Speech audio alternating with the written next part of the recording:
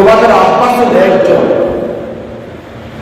এখান থেকে আমি আল্লাহ তাআলা অসংখ্য নারী এবং পুরুষ বাইর করেছে। সে আল্লাহকে ভয় করো, সে আল্লাহকে কি করো? ভয় করো। আমরা কি ভয় করি? না। দেখবেন প্রাসঙ্গিক একটা কথা, কিছু কথা না বললে তো বুঝবেন না।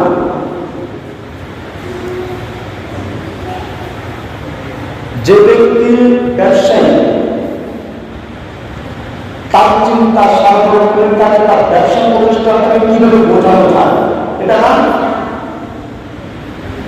যে ব্যক্তিগুলো মসজিদের দায়িত্বশীল বা মসজিদের কাছাকাছি বেশিরভাগ থাকে, এদের সার্বক্ষণিক চিন্তা হলো মসজিদকে কিভাবে ডেভেলপ করা যায়, এটা না। যে ব্যক্তি মেম্বার চেয়ারম্যান, সে তার জায়গা থেকে চেষ্টা করে তার ওয়ার্ডকে, তার ইউনিটকে কিভাবে ডেভেলপ করা যায়। আমার আল্লাহ রব্বুল আলামিন বলেন, আমরা অসংখ্য নারী পুরুষ যাকে দুনিয়াতে প্রেরণ করেছি, তাদের মধ্যে থেকে যাদের কলবের মধ্যে তাকওয়া অর্জন করতে পেরেছে, তিনি আমি আল্লাহকে ভয় করতে পেরেছেন, আমি তার কলবের মধ্যে ইমানের এমন একটা সাথ দিয়ে দিব, সে শুরু করে যেদিকে যাবে শুরু করে চিন্তা করবে আমার আল্লাহ কিভাবে পালন করা যায়। সর্বোপরি সর্ব অবস্থায় সর্বদিক বিবেচনা করে আমাদেরকে তাকওয়া অর্জন করতে হবে, কি হবে না? যতক্ষণ পর্যন্ত তাকওয়া অর্জন করতে না পারবো ততক্ষণ পর্যন্ত আমাদের মধ্যে আল্লাহর ভয় আসবে না। এই যে প্রাসঙ্গিক আরেকটা কথা বলি, সূরাতুল কাউসার আমরা সবাই পারি না?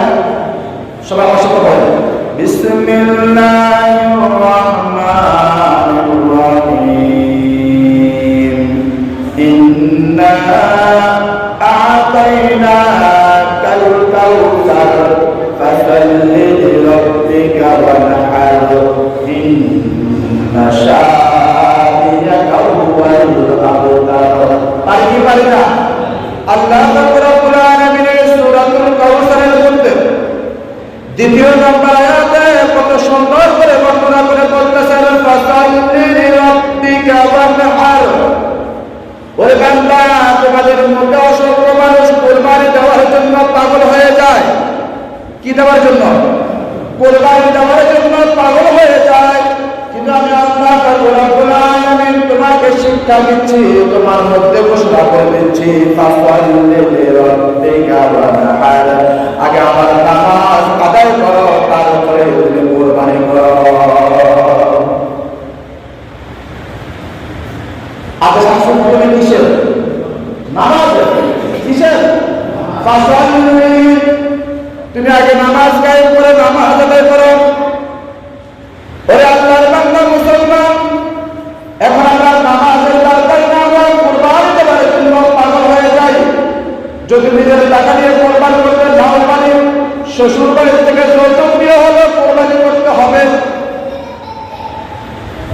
এমন ব্যাকল মুসলমান মনে হয় আমাদের সমাজে নাই।